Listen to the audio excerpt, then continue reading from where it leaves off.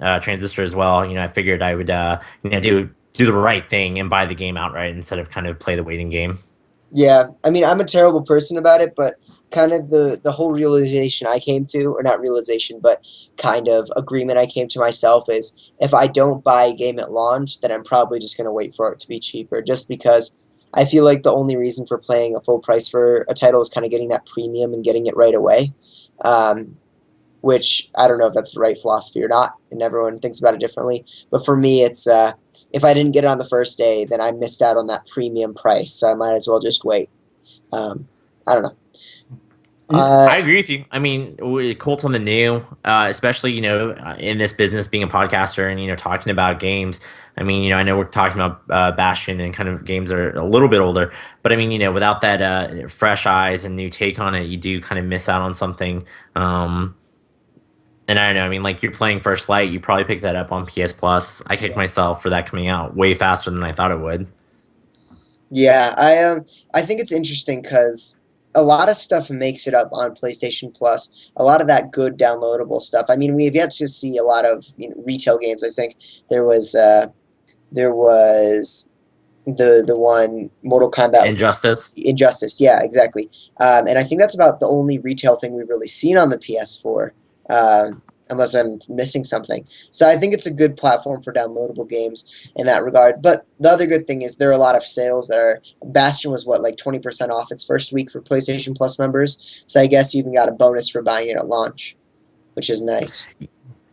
Yeah, and I think you bring up a great point, and I myself have kind of come around. Everybody does rally against PlayStation Plus for not having those retail $60 games for free, but I mean, it took the PS3 like 2, 3, 4 years. I think 3 years before it started releasing those experiences. So I mean, the PS4 just needs to build up more of a backlog, and I mean, it's still releasing worthwhile games as part of the PS Plus library. Yeah, and honestly, I'm totally okay with the way they're doing it now.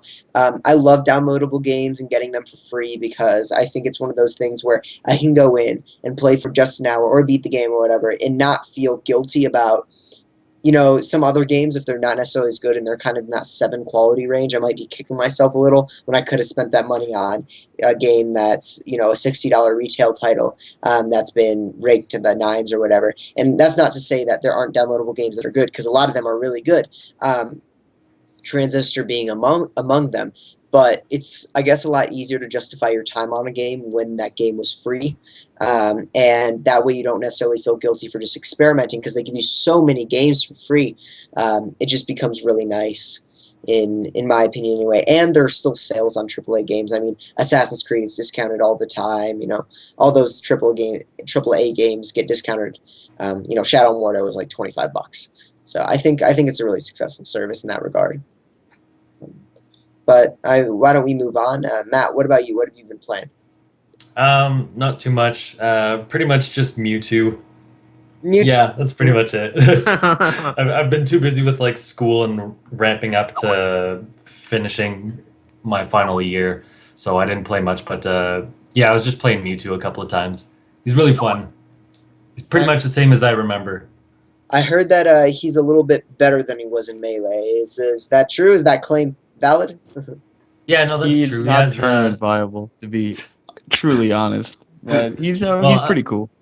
yeah, I'm not Mike levels of uh, information crazy, but yeah, he has a couple of buffs better than his melee counterpart, which is good. Makes him better.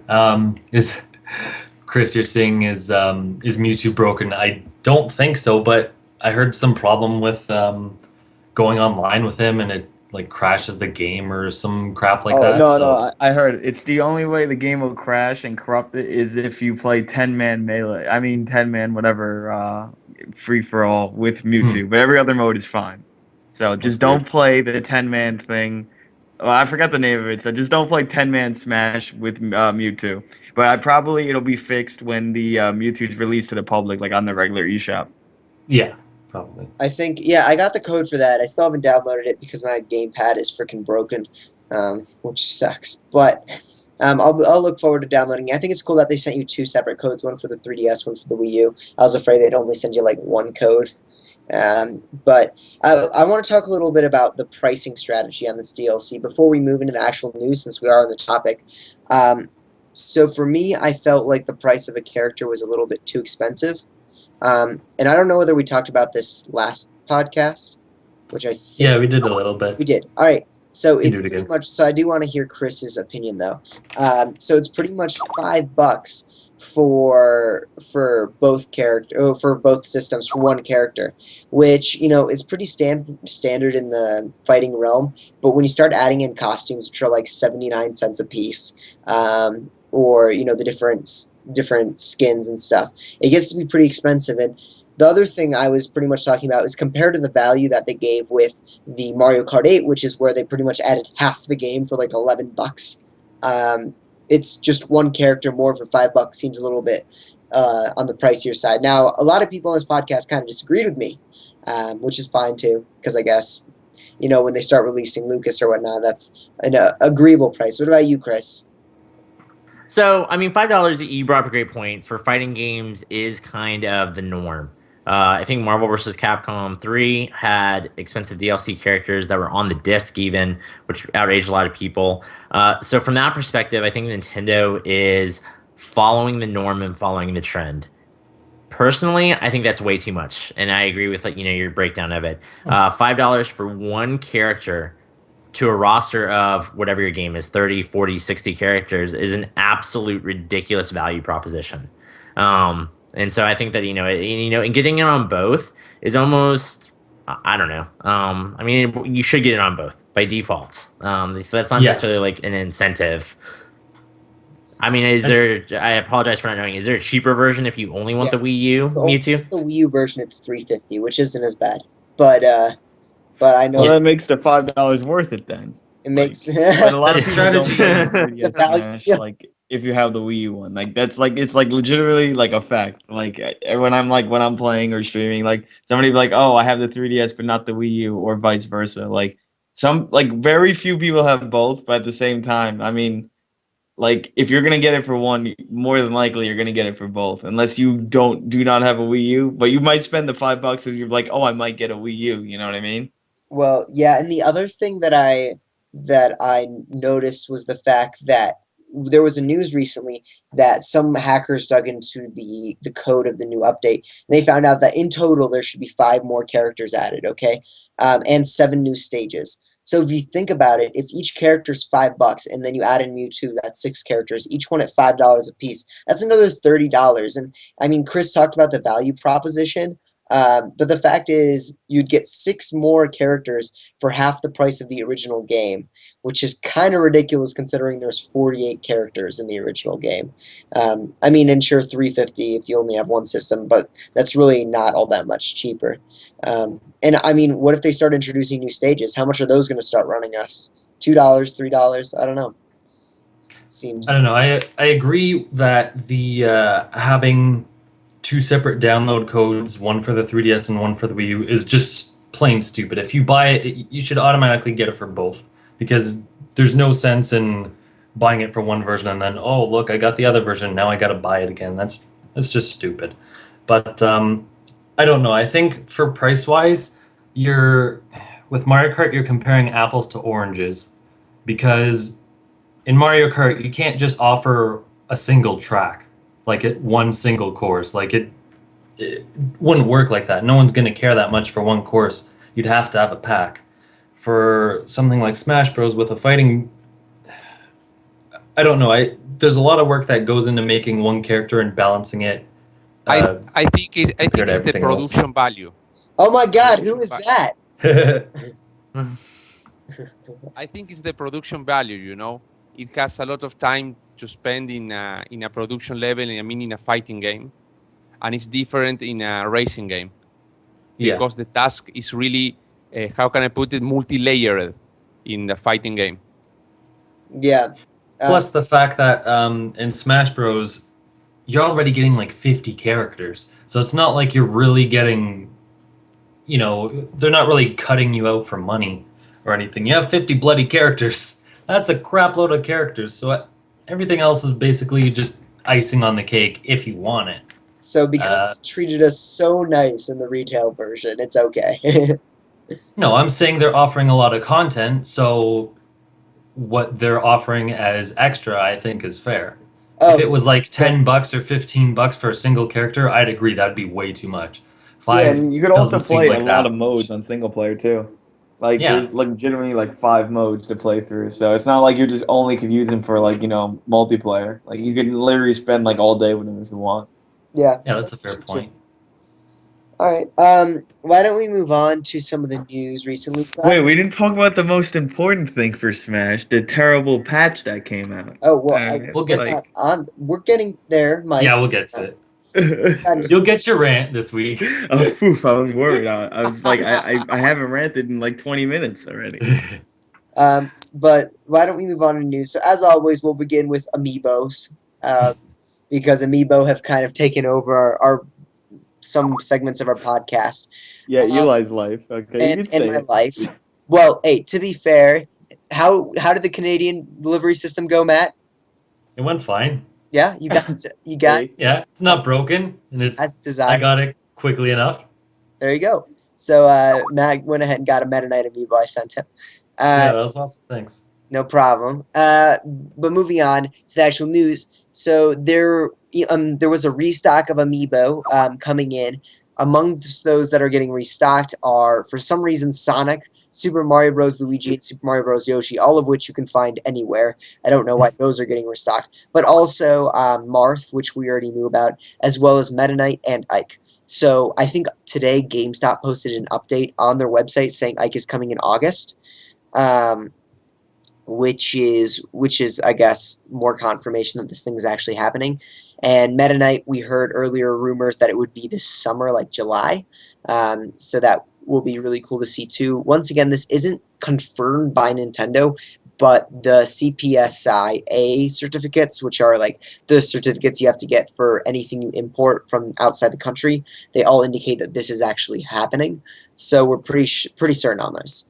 Um, the other Amiibo news is that Walmart's Walmart's Amiibos went in stock at about 3 a.m. like 2 days ago, and they were in stock for a whole half an hour before selling out, which I think is a new record for this Wave 4 of Amiibo, because that's pretty much amazing. And once again, I missed out on pre-orders. Thank God I have extra Rosalinas left over to trade. Um, Gonna run out What's your soon. what's your current amiibo count? I've got all of them except Marth. And that includes, so I've got a few duplicates. Like I've got 2 extra gold Mario amiibos. I've got 3 extra Rosalinas. I've got an extra DDD. But those are more for like trading at this point because after Wave 4, I'm not even sure I'll get them. So they're more for trading. But yeah, I've got all the other ones except for Marth because he's getting a restock. So, what about you? Have you done any collecting of your own? No, I haven't. Honestly don't own a Wii U, so I haven't really seen much of a purpose from it. I do think the amiibos, some of them look good. I think they're good action figures. I did look at the Mega Man one, but then it was completely sold out at the time, and I just haven't bothered to look. I think he's back in stock, Yeah. but you'd be more of a person to tell me. Uh, Yeah, no, I, oh, go I ahead. understand the appeal. I just haven't jumped into it yet. I haven't gotten into that like collector aspect of it. Absolutely. I think I'm the only one in the podcast group here who has just gone crazy with them. Because I have like waited for hours, gone out on windy, snowy days, Gosh. done that whole Stole your mom's car. not stole, but took it. Liberated. Yeah, liberate my Exactly. mom's car. Hey, it's for the better good, okay? It's for a good cause. So but I think the thing is that I thought was funny is like I don't own a Wii U, so I wouldn't really have much use for him. Which I you was said, just gonna address that. but all my amiibo are freaking in their box, so I don't even use them, which makes me even more crazy. I never got any of the special amiibo cases because that would already be going like completely overboard. But yeah, I have them all in box. However, as I said, I have a lot in the first waves when it was easy to get extra ones. I would oftentimes pre-order an extra one, and so I would sell off the extra one, and it would usually make up for the loss on the actual one. So I kind of broke even in the end. As for light damage, which Chris here wrote in the chat, I keep them in boxes, so there is no light damage happening. Like I considered all of this stuff. I So went. you're just hoarding them in your basement? No, Like you'll never see the light of day. like in my closet, but yeah. Oh, so that's why you wrote that on Twitter. You're like, why isn't my floor a good enough way to use a closet? Yeah, pretty much. All my amiibo are boxed up in my closet, and all my clothes are on the floor because I have nowhere else to put them. Why wouldn't you put it the other way around with your clothes in the closet and the amiibo on Because the my floor? amiibo are precious, you know. I can't have that. You're like going out in raggy, dirty clothes. Yeah, You're like, look at all these amiibo I got. as long as they're clean, that's what matters. So moving on through this news. I was just gonna say to Chris, don't worry, you don't need a Wii U to make them useful because they're not useful anyway. We pretty much all just look at them. That's pretty. Yeah, I think I have mine just chilling by my TV. Even if they're open, they're just there. They're so useless. What's more annoying to me is the fact that I'd have to charge my gamepad, and I'm like, I don't want to get up, and then I have to go get the amiibo. I'll just leave it. Yeah, I think I don't really see much and all the uses for them annoyed the hell out of me in the regard that they could have just happened, like you could have done it without having an amiibo.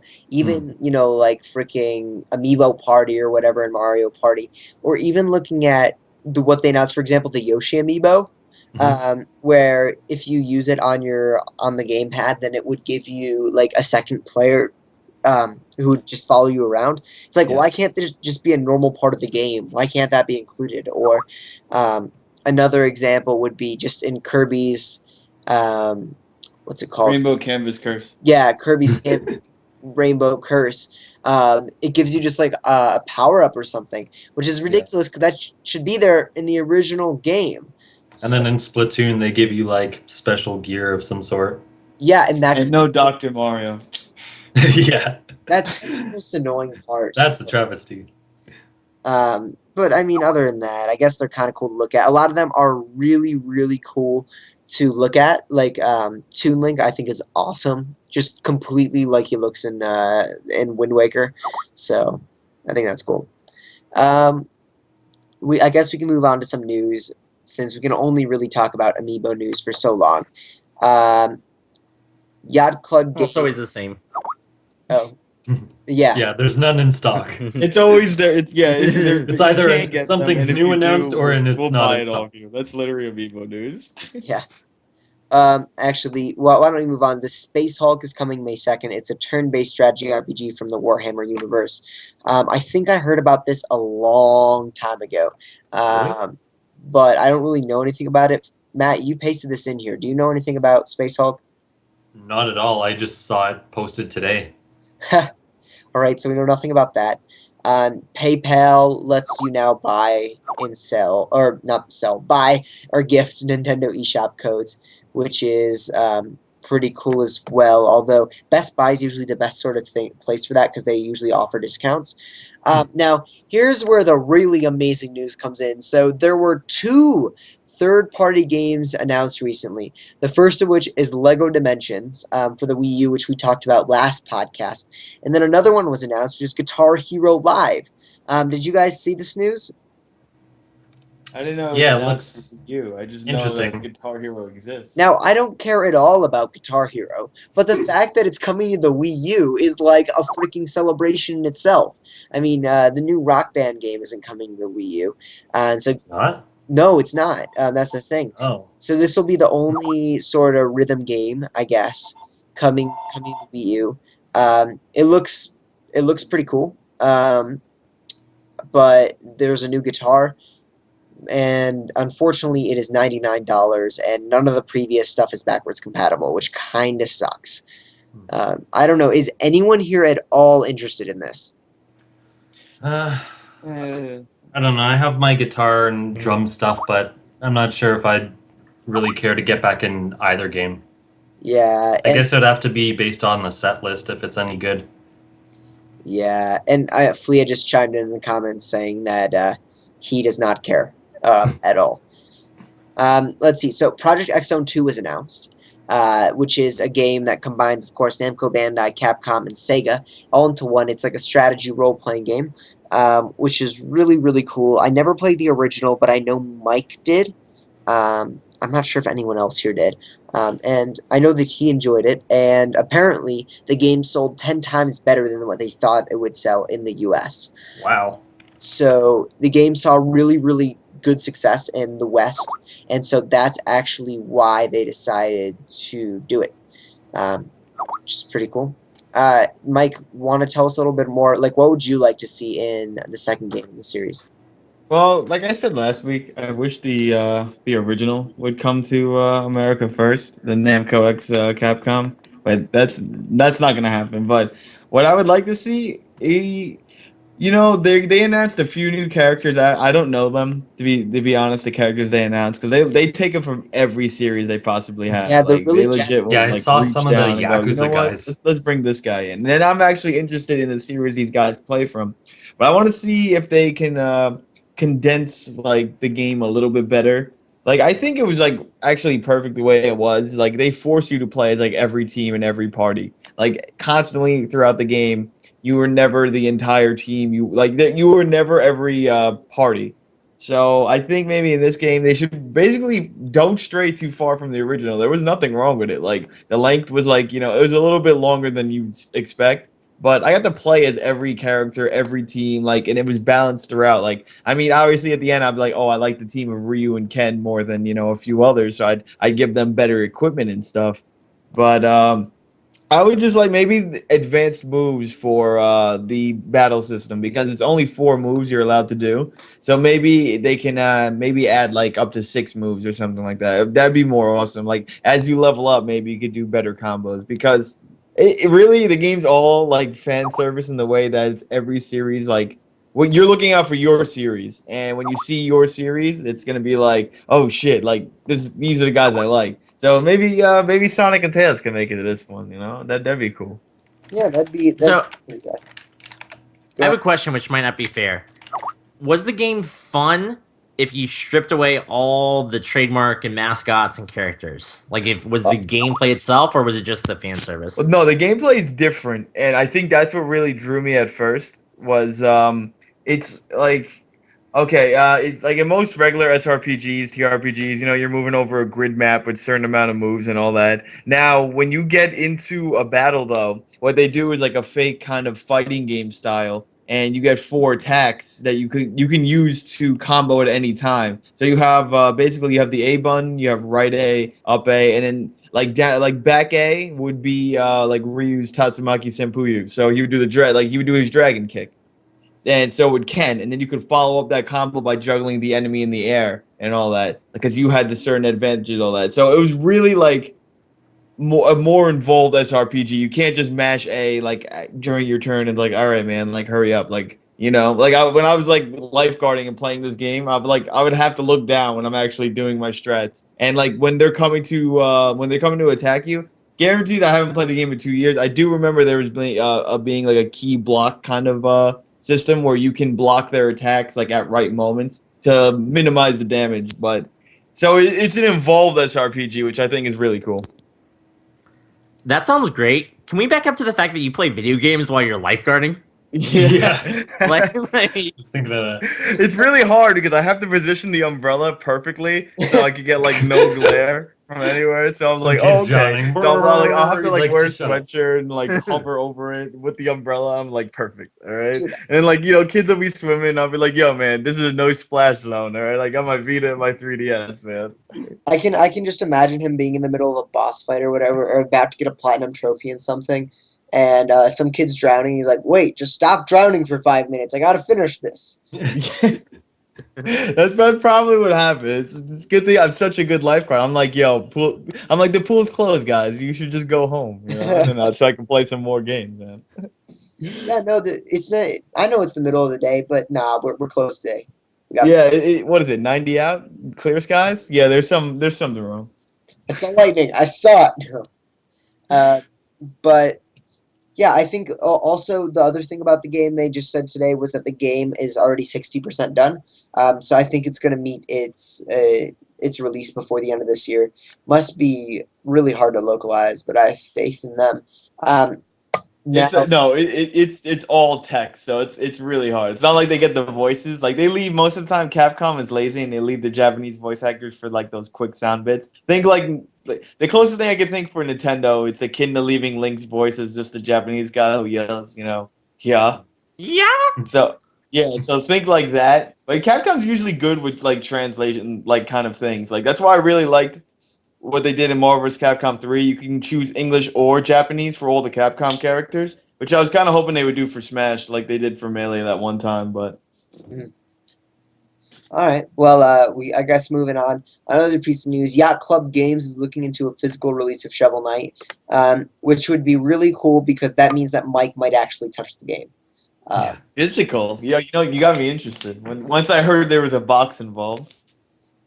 That's terrible. Dude, just buy the game. The game is I so know. fucking good. Instead of Yeah, spending I don't know. I on mean, Sonic. PlayStation, they got another new character added to their Shovel Knight game, so I'm just Yeah, gonna that's get true. that one, and it's got That, trophies. that's fine. Get it on PlayStation. Just play it. It's so good. And I think it would only be on like 3DS or something. That's what their listing was for. All right, moving on. We got Project Cars is going 100% coming to Wii U before the end of the year, although it's still got delayed again. Yeah. Another piece of news is apparently one of the engineers working on the next Nintendo hardware console was actually an engineer on the Windows Phone. He used to work at Microsoft, which is really interesting. Now, do you guys think that this is going to have anything to do with the next console? Like, do you think he's going to take his knowledge from the mobile market and actually implement it on this next console, or do you think this is just a coincidence? I'm sure they hired him for a reason, for a specific reason for that. So, do you think maybe there's some sort of mobile integration in the next Nintendo hardware? There might be, maybe, because I know they combined their hardware and no, not hardware and software. They combined their console and handheld divisions. So maybe this guy's going to try to help build apps in a way that work on both devices, or try to create an ecosystem for that, or maybe pitch in with the iPhone games that Nintendo is going to release eventually. I mean, obviously not the ones that are coming out this year because it's probably too soon, but things like that. Yeah, I think it'll be interesting to see how integrated it is. Also, I know that we know that they're developing those mobile games that are based off Nintendo IP, but I'm wondering whether those games are also going to come to Nintendo platforms or whether they're going to be mobile exclusives. Because that would be interesting. Because if they are building some sort of platform around this, maybe this guy's like, oh, it was brought in to make sure that these games would work on both mobile and Nintendo hardware. Yeah, I wouldn't see why they wouldn't release it on Wii U or 3DS either, because they have all the same inputs. Mm-hmm. Yeah, that's absolutely true. Like they already I have like iPhone games on there with Pokemon Shuffle and everything else, so it wouldn't be too far off. Yeah, and my God, Pokemon Shuffle. I was actually looking through some reviews on that game. A lot of people took it way worse than I took it. Remember last year I talked about or last week I talked about how I actually kind of like Pokemon Shuffle. I thought the gameplay was solid. I just hate how it's a free to play game.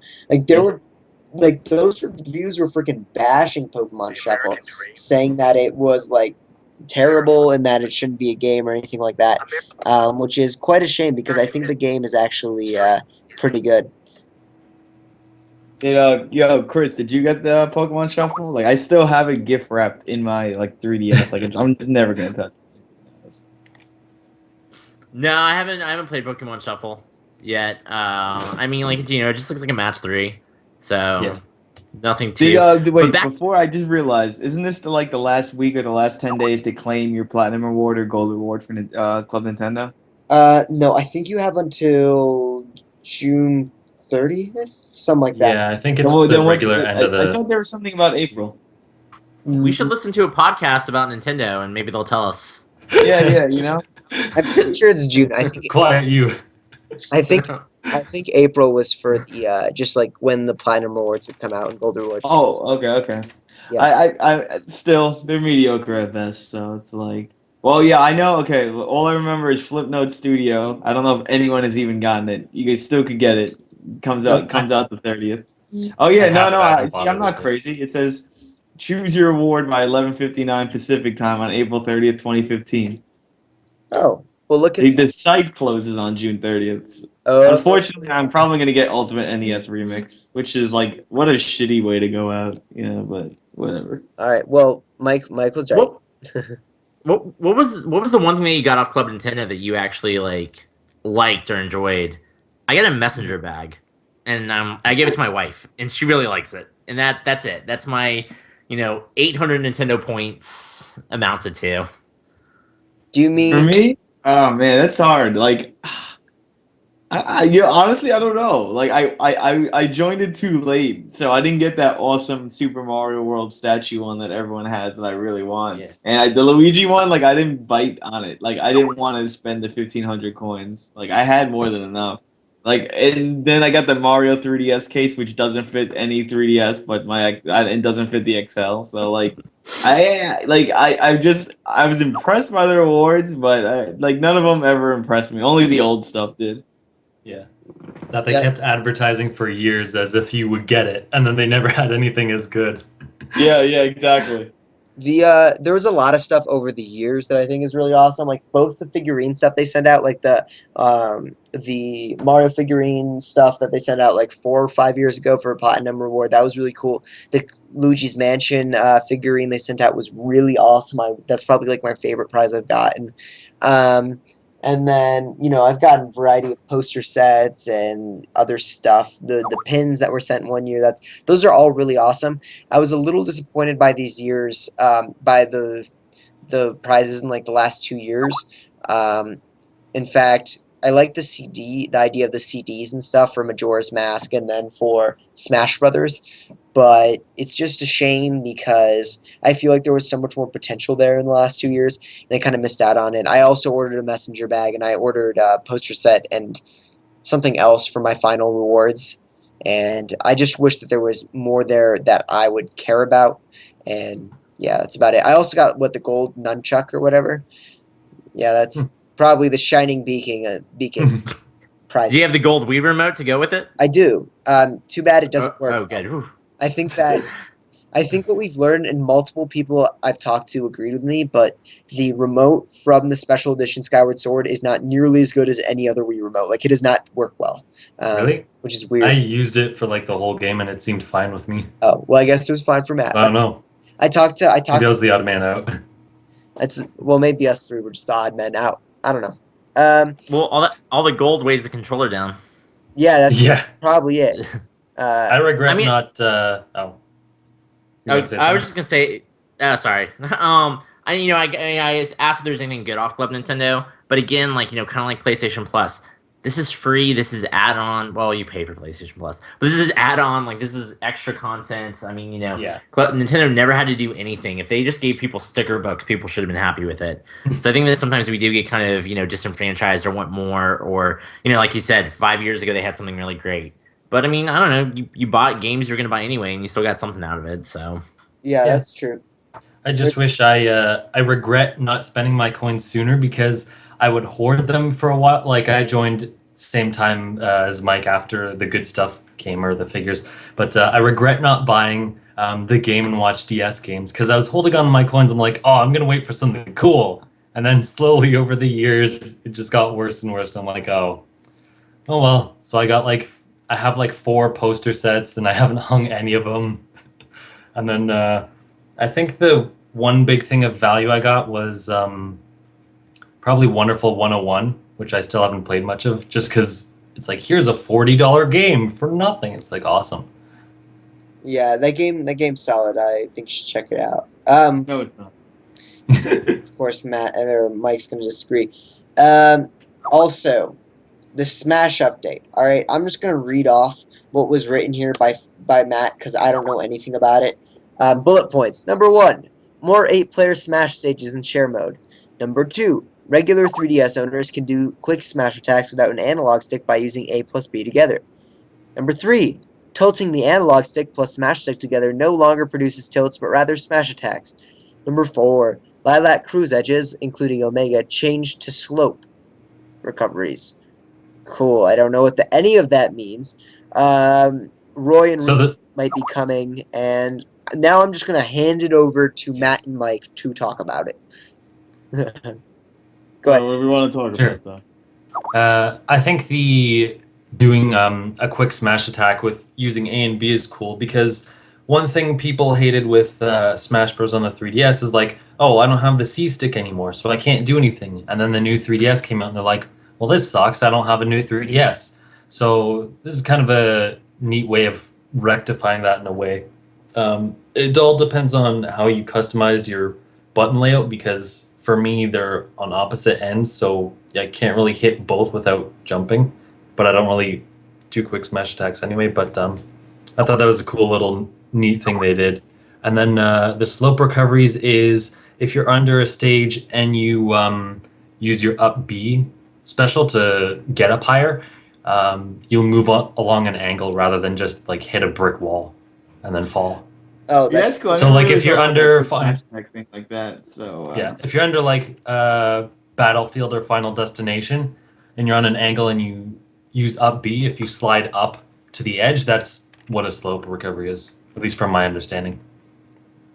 But for me, all right, if we're looking at like the patch update, for me as a competitive player, it's more of they didn't release patch notes exactly what these balance patches were. So people had to do tests like for the last 2 days determining new frame data and like how much percentage what does what.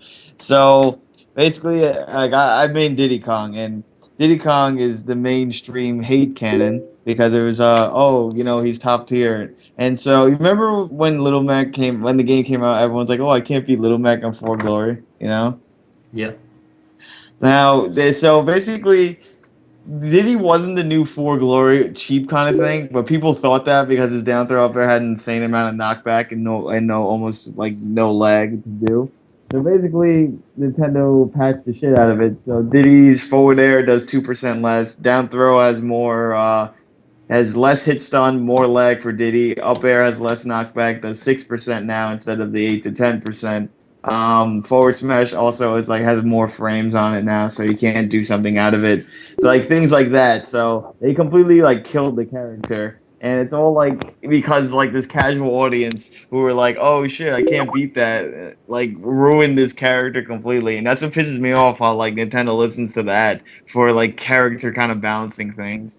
And it's like, dude, like just because they suck and they can't beat, you know, freaking Johnny Two Bits, freaking I gotta pick top tier because I'm terrible. Like freaking that bothers me. And they barely nerfed like the other like top tier characters. Like the only one that was other nerf was like Sonic's like side B into Nair. That's like 22 instead of 28% and stuff like that. Like these things, like I feel like the casual audience should not have a say on what the balance patches should be. But Yeah, I'd agree with you there because eventually someone's always going to be on the top. So it sounds like people are just crying who the flavor of the month is, and they're like, "Oh no, this person. A lot of people are getting good with this person. I can't beat them. Please nerf them." But that's essentially it's not always that.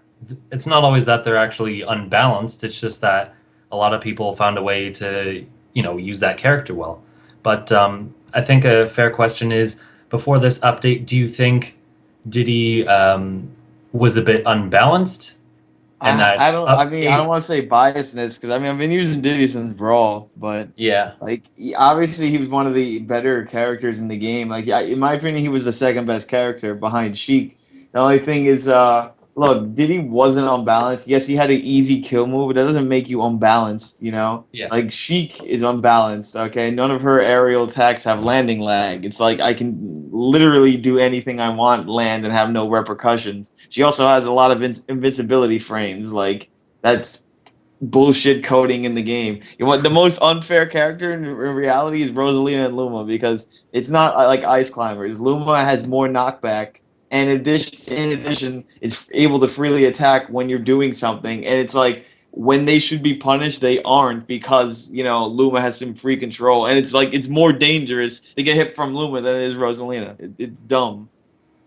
So But how? As Oh, go what's ahead. up? I was gonna say, as a Diddy player, is this nerf enough to make you think about switching characters? Well, for me, I play based off matchups. I still main Diddy. Like this past weekend, the 2 tournaments I won was as Diddy. I mean, I like at Apex. I mean, obviously, it does help that I was using like a top tier character. But it doesn't like make my like skills of the game go away. Like I use Mario, Mii Brawler, and Cam Falcon as my others. Like I work on every character. It's just like obviously, like I've seen mad people going to Switch now. Like a few people have like completely, like a lot of like for other pros have dropped this character, like Keitaro and like Angel Cortez and stuff. Like they're like, oh, Diddy sucks now. Like yeah, he can't kill no more. But I mean, his setups are still great, and he can rack up high amount of damage. Would I want to switch? It really depends now, like how that set's going. Like if I don't win game one, or if I had the lead all game one, and I can't, like I couldn't get like a finishing move. Like if I just can't kill anymore, it's like in this game, and they're reading me well, I'll switch up my character, but not permanently. Like I stick true to my guns. I'm not gonna. I mean, anyone can pick up Sheik. I also feel like Sheik's like an easy as nub character, but that's how everyone felt for freaking Diddy. They're like, oh, anyone can pick him up and do good. I was like, me and my brother would argue. Like, we would not argue. We would like argue like in agreement. I mean, like, yo, everyone's like, oh man, freaking Diddy's unfair. I'm like, yeah, but like we're talking like with other pros. It's like, did you ever lose to like some scrub jank ass Diddy? It's like, no, you didn't. It's not like some guy. Most guys just walk in a tournament and think they're like, will pick Diddy. I freaking love that. I money match all those scrubs and I take their money because it's like you pick Diddy, think you're gonna win. It's like, yo, man, like I know this character, you don't. But whatever. I mean, you can't do anything about it. Wait for the next patch update, which is not gonna be when Mewtwo launches. It's probably gonna be when Lucas is out in June. I have something you brought up that is interesting. You actually play a Mii character? Yeah, I play Mii Brawler. That's weird. What made you choose 2212 is him? the set I use. It's What made you he's choose really good. He's character? actually really good. They actually nerfed him a bit too, but he like Mii Brawler is a really good character. Is there? So are you actually gonna buy like one of the costumes since you use them? No. See, that's digital bullshit. I would never Oh waste right, my I money on forgot. that shit. But like I do. I have seen people buy them though. They're not going unbought. I've seen a lot of people buy the Proto Man Mega Man X one. Yeah. That's like the most popular one. But I would never buy that. That's a scam. So Chris posted down here. Tell us a little bit about how these tournaments work, because I guess I don't think any of us have really been to a legitimate Smash tournament or a big one or anything like that.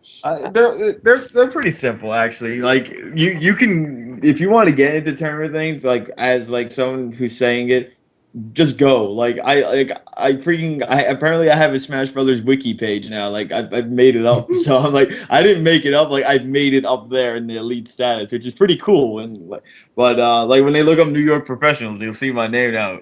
But what you got to do if you want to start competing, you just go. Like a lot of people just go for the hell of it. It's like, okay, there's a tournament starting somewhere near me. You look out on Smashboards, or you hear from a friend, or you go to like maybe a card shop or a game store. They might host tournaments there.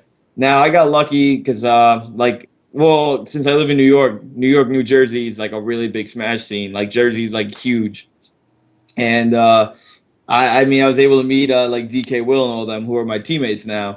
But basically, you go to these tournaments, like you meet people. There's a venue fee pending. Like if the venue fee is there, you probably pay $5 to enter. That's like to enter like the area. You know that makes sense. You're going into their store, so.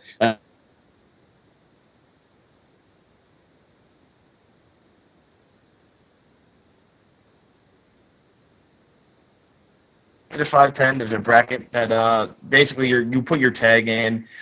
Seating could happen, it could not, depends on the TO and you know how big the event is. And then after that, it's all double elimination. So every match goes 2 of 3. If you keep winning, when you get to winners finals, that's 3 of 5. You lose, you still have to do another 3 of 5 in losers finals, and then the winner of the losers bracket would come back and fight in grand finals, but he would have to win 2 sets over the winner. It's really simple. There's also stage striking, which is only about 9 stages. That's also a simple matter.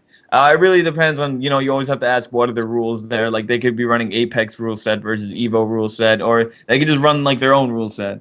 I do say doubles is probably the funnest thing in Smash tournaments. Those are run 3 stock 8 minute. Like singles are usually run 2 stock 6 minute. Things like that. Interesting. You mentioned the fact that there are different rules between like Apex Evo. versus Evo. What are some of those big similar or differences or similarities? Well, for Apex this year, there was there were customs were not allowed. So custom moves have like made their way back into tournaments. Like when the 3DS days started, when I was playing on the Japanese 3DS and then regular 3DS tournaments, there was custom moves. They were legal. Mainly that was an East Coast thing. Now Evo, they announced that because like people apparently everything has to be compared to Melee. So because Smash 4's viewership wasn't as good as Melee, or and quote unquote Diddy unbalance, it was like, oh, we're gonna put customs in. Now, personal opinion, customs are jank, campy, and terrible, but they were voted in for Evo. So now Apex didn't allow it. Now Evo, you have every custom move. But the thing is, you can't just be like, "Hey man, I'm just gonna use my custom for my 3DS." It's a set list of it's a approved set list of each character's custom. So let's look at Donkey Kong. Donkey Kong has a set that's 2-3-1-2. So that would be like let's see, 2-3-1-2 would be Electric Punch, so it's like a quick charge. Kong Cyclone, which is like a wind up B, regular down B, and a jumping side B. Now you can't like have your own set. Like if you want to play as this custom Donkey Kong, you have to work on that set yourself with your own your own time. The setups will come with it, but it's like that's what Evo is about now. It's about using the most used custom sets and like allowing this quote unquote fairness, which is bullshit because custom Villager and custom Donkey Kong are broken as hell. But Broken it. whatever, man. Like, I mean, I do have a problem with them. It's not like I lose to them, but it's like some of them are really broken. Like one of custom villagers moves is a trip sapling. It stays on the stage for 30 seconds and it does 2% per trip and basically eliminates half a stage. Like there's one match if you guys want to see how dumb customs are. Look up ADHD versus Nairo at KTAR 12. It's KTAR 12. All he does is he uses explosive balloons, trip sapling, and push Lloyd Rocket, and he just goes to the ledge for 6 minutes. And it's just him constantly going on the ledge, letting the balloons go up, blow up, replant the sapling, and then push keep using the side B rocket. Like, like you want people to enjoy the game, and then you have stuff like that. all right. Well, I guess moving on with this once again, Chris had another good question here. So, what are the main differences? You said East Coast versus may not be something that happens on the West Coast. So, what sort of differences would you say are noticeable between East Coast versus West Coast Smash? All right. Well, I've only played a very few West Coast guys, and I was at Apex. In my opinion, West Coast Smash 4 players aren't as good. Sans Zero M2K, but M2K is originally from Jersey, and Zero is really South America and all that. But what I would say the differences, I know they don't really run customs there. There's not as many strong players as there either. I mean, here we have J Tails, Nairo, Nakat, False, and like West Coast. Like I said, I could barely think of West Coast names. But the thing is, West Coast is like a huge melee powerhouse. Like they got Mango, Left and Armada are not from here, but they also got West Balls, Axe, and the difference is really it comes in maybe play style, and it's hard to tell though. Like each player does play differently. I mean, here you could look at this guy Boss. He's from he usually plays on VG Boot Camp at Xanadu. His Luigi is probably the best Luigi in the game, and in my opinion, he's literally the best Luigi. But in EU, Jay Miller is considered the best Luigi there, and then if you look in West Coast, there's this guy Mr. Con, who's apparently a West Coast Luigi, but their styles all differ and all that. But it's hard to really tell unless you match them up. I mean, yesterday was MVG's Sandstorm. Nairo went there. I think Nairo got second place, which is really good. But it's you look at these East Coast players, there's there's bigger names in the East Coast than there is West Coast. Yeah, that's interesting because I think last year at the Smash Invitational, that was really a blending of a lot of different both sides, because there were definitely East Coast Smashers and West Coast Smashers there, even though the tournament itself was a little bit of a joke in the professional community, just because not everything was perfectly balanced yet, and there were a lot of really lax rules there.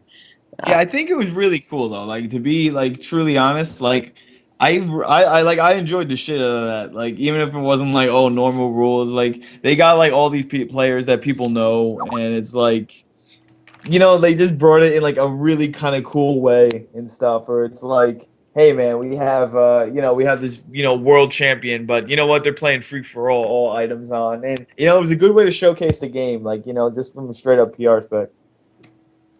Yeah, I think it was a really cool event. They still haven't announced anything like that for this year. However, they have rented out the space of the Nokia Theater this year, which is really weird because it means one of two things, or one of three things actually. Either number one, they're actually going to have another Smash Invitational this year because they did say it was going to happen again. Um, we just don't know. We just don't know whether it's going to be here for this time because they haven't announced it, or it could be a press conference, which we kind of talked about. We don't think it's going to be another press conference. Or the third thing is they could have just rented it out for some sort of event or some developer roundtable or something like that. But I think it's interesting that this whole Smash community is embracing it in that way, and I think that's a really positive thing that the Smash community specifically has grown so much in the last 2 to 3 years. Um, so yeah, I think that's a good place to kind of wrap it up for this week. Thanks everyone for listening. I guess we'll go around and plug all our stuff just like we always do. Flia is going to start posting blogs asking for reader questions because we haven't done that in a little while, and we definitely need some reader questions or listener questions. So I am Paula Salon on Twitter, Paula Salon on my IGN. Also find my work on NintendoEnthusiast.com. Before I go to all of you all, I do want to touch on a really quick piece of news that I thought was rather humorous that I wrote about on the site today. It was a study that was, or quote unquote study, that was released by a Christian pastor saying that the Pokemon TV show causes homosexuality. Which I thought was really funny. Now, there were some really specific parts of the study that I thought were really funny as well. So the study states that from the years 1985 to 1990, Pokemon created homosexuality in teenagers. Now, I thought this specifically was really funny because Pokemon did not even start existing until 1996. So for almost 10 years before Pokemon was even a thing, it was already instilling homosexuality in our young ones, which I think is just That's just how strong the brand is. It doesn't even yes. need to exist for it to have an effect. And the other stuff he talked about, he said that Ash and Brock had like a homosexual relationship. He also talked about stuff that Weedle, the Pokemon Weedle, looks like a phallic symbol. And then the Pokemon Mew promotes a third gender. He also talks about like Charmander is constantly fondling its tail. Which I guess What? is another phallic symbol. I I don't. missed that episode. Yeah. Yeah. These people really pull things out of their ass. Like obviously you hear that title and you're like, okay, they're a joke, it's stupid. And then I'm hearing all these things like none of these have linked they're not linked to anything, and I watched the Pokemon show for like years. Yeah, So apparently friendship means you're gonna be gay, and Charizard doesn't fondle himself. yeah, And well, oh my gosh, I thought that was so at least say like if you're gonna go for the crazy route, just say Pokemon institutes like bestiality because they have friends with animals.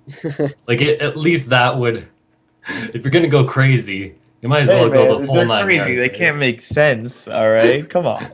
They well, one thing I thought was funny, I wrote in my article and I'm like, well, instead of using actual, examples and statistics, they decided to just make stuff up because Yeah.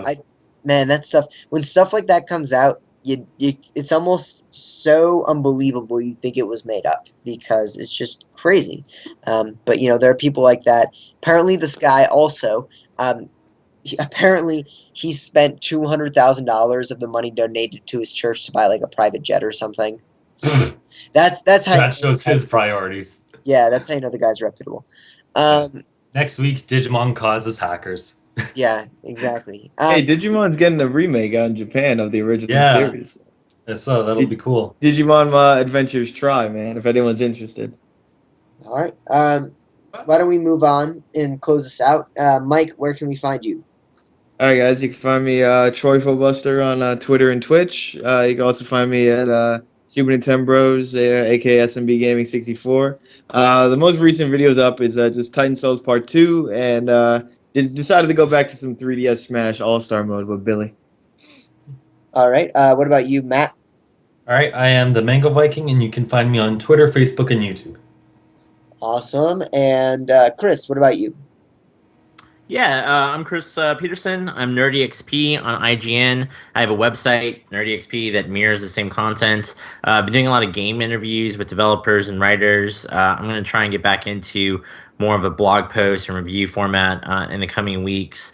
And I do 2 podcasts, and you can search for it, NerdEXP, on iTunes or other great podcast services.